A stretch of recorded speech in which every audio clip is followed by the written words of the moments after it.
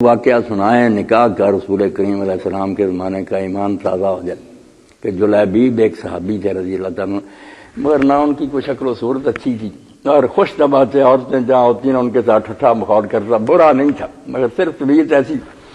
تو ایک صحابی نے اپنی بیوی سے کہا کہ اگر میں نے تیرے پاس اس کو دیکھا نا جلیبیب کو، میں تیرے ساتھ بہت برا سلوک کروں گا۔ تو نبی علیہ السلام نے ایک دن کہا اسی صحابی سے، ابو برزہ میں شادی کرنا چاہتا ہوں۔ تو انہوں نے کہا اللہ کے رسول بڑی خوشی کی بات ہے، اس کی بیٹی کے بارے میں کہا۔ بعد میں آپ نے کہا نہیں اپنے لیے نہیں جلیبیب کے لیے کہتا ہوں۔ تو وہ جل بن گیا، جواب نہیں دے سکا، صرف یہ کہا اچھا میں اس کی والدہ سے پوچھ لوں گا۔ اب والدہ سے جا کر بھی جب یہ بات کی کہ حضور علیہ السلام تیری بیٹی کا رشتہ چاہتے، اس نے کہا سبحان اللہ۔ جب جلیبیب کا بتایا اس نے کی توبہ توبہ توبہ، حضور کو جلیبیب ہی ملا ہماری بچی کے لیے، بہت ناراض ہے، جاؤ جا کر جواب دے دو کہ ہم نے نہیں بیٹی دینی۔ وہ چلا جواب دینے کے، بیٹی پردے کے پیچھے سے شیخ صاحب سن رہی تھی، اس نے سن کر کہا کہ کس کو جواب دینا چاہتے ہو؟ کہا حضور نے یہ کہا تھا ہم بس رد کر رہے ہیں پیش کر۔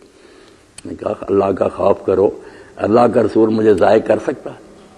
وہ ایسا رشتہ میرے لیے ڈھونڈ سکتا ہے جس میں میری بربادی ہو؟ خبردار کوئی جواب نہ دینا، جہاں حضور کرنا چاہتے ہیں وہ میرا کر۔ تو نبی علیہ السلام نے جب نکاح پڑھایا چکتائی صاحب کسی موقع پر آپ نے وہ دعا نہیں کی، اور اس کو جب حدیث میں لکھا نا امام احمد بن حنبل تو فرماتے ہیں اس سے بہتر حدیث ہم نے نہیں سنی۔ کتنی ایمان افروز ہے کہ بچی نے بھی مانا، حضور نے دعا فرمائی، اور اس کے بعد مدینہ شریف میں ہم نے اس بچی سے زیادہ خوش قسمت نہیں دیکھا۔ سارا مدینہ جو نا رش کرتا تھا، اتنی بچی کس نے؟ آپ نے دو جملے فرمایا اللہم صب علی الخیر صبا، کہ جیسے موسلا دھار ہوتا نا دروازے کھل جائیں، اس طرح اس پر اپنی رحمتیں برسا۔ میرے کہنے پر اس نے رشتہ قبول کیا، ورنہ جلیبیب کو کوئی نہیں دیتا تھا۔ وہ اس کے نا بس موسلا دھار ولا تجلا شاہ کبا، اور اس کی زندگی میں کبھی کوئی ناگواری یا تلخی نہ آئے، اس کو کبھی کوئی دکھ اور تکلیف نہ پہنچے۔ تو جلیبیب کا انجام پھر یہ ہوا کہ ایک غزوہ میں حضور کے ساتھ شریک ہوا جہاد میں۔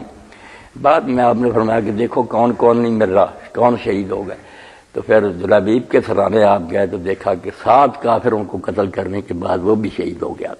تو اس کے لیے چارپائی نہیں منگوائی، آپ نے اپنے ہاتھوں پر اٹھایا، اور ساتھ یہ کہا جو صرف حضرت علی اور چند لوگوں کے لیے کہا آپ نے، انا من جلیبیب و جلیبیب منی، میں جلیبیب میں سے ہوں اور جلیبیب مجھ سے۔